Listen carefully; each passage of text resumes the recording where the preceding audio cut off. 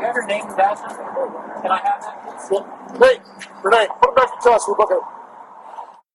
Did this man just get arrested and thrown in jail just for asking questions?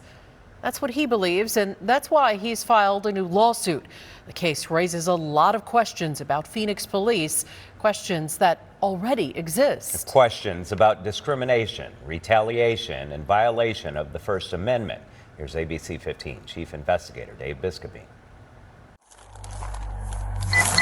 So now this happened almost a year ago. Yep. February 6, 24, is that right? Yes, sir. In what happened that day at this bus stop in West Phoenix, Hey, Renee, put it back in touch. We'll book it. left William Kitchen under arrest and heading to jail. Just like, oh my God, what did I do? You know, so it was a mix of emotions from anxiety to confusion to just, I was perplexed, like, what happened? You know, what did I do? This blurry body camera video begins with William already detained by police. The partial footage, about 14 minutes total, is all he was given after his arrest. So why did police stop him? Court records show officers were conducting an intensive operation at the bus stop, and police say William obstructed the thoroughfare. Is that true? No, there was no cars coming. Shortly after being searched, police took William out of cuffs, gave him back his stuff, and had him sit. Then, to understand what had happened, he asked a plainclothes supervisor why he was stopped. What was the ARS code that you said I violated? It was on the revised statute 13, 2016. ARS 13-0926? What's it up? What was it? I'm going to have my attorney look at it. What's the minutes time or what? I have legal shield. I have data responsible to our Gardner. I just want to know so that I can have them look at the statute and make sure that everything is compliant. What is the statute? I just told people it's going to be under 2,000.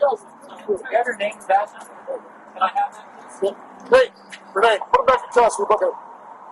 It's going to be all over the 16. You're getting booked for obstructing the thoroughfare. For what? He's getting booked for obstructing the thoroughfare. You're saying I'm going to have my attorney look at it? No, it's a true legitimate code. It seems like you're incredulous about the code, sir. So you'll get educated tonight when you have the judge. Called freedom of speech. Very I'm true. allowed to ask what the code was. Freedom of speech, that's your right. Yes, sir. William spent a night in jail, and it took months to get the charges dropped. It was something that did not need to happen. Yeah, Is that how you feel about this whole situation? It just didn't need to happen? it didn't need to happen.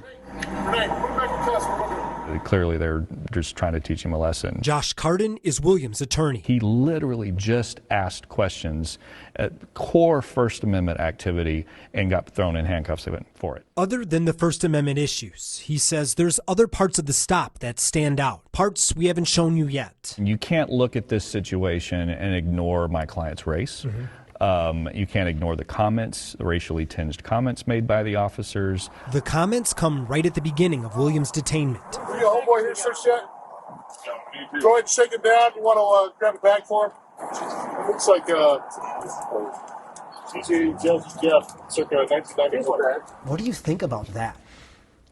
Well, to refer to anyone based on a rapper or a singer and their characteristics is inappropriate and speaks to their lack of professionalism. In the lawsuit, it also alleges William was stopped and cited under false pretenses. So in the probable cause statement to justify William's arrest, police wrote, a southbound vehicle had to abruptly slow down to avoid a collision with Kitchen. A vehicle driving northbound in the westbound turn lane honked the horn to alert traffic and to attempt to get Kitchen out of the roadway. But Carden says the problem is those weren't regular drivers. They were police cars doing surveillance on the bus stop, and they honked in order to create a reason to stop William. Why wouldn't they just put in that it was their cars? I think it's to hide the fact that they had no real reasonable grounds for putting my client in handcuffs and taking him to jail. The end of this blurry body camera footage also reveals a unique twist in this case. William is not anti-police, someone out waiting and looking to sue.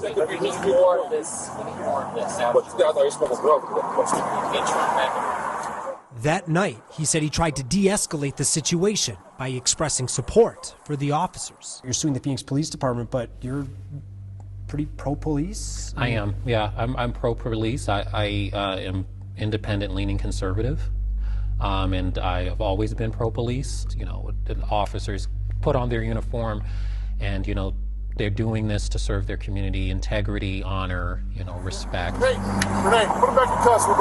But the officers chose to escalate it through their actions, and I feel like I'm obligated as someone who went through that to hold them accountable. I'm investigator Dave Biskobing, ABC15 Arizona.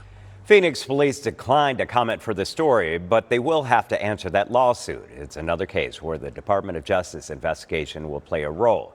The lawsuit cites the DOJ's findings of Phoenix PD that they have a pattern and practice of racial discrimination, retaliation, and First Amendment violations.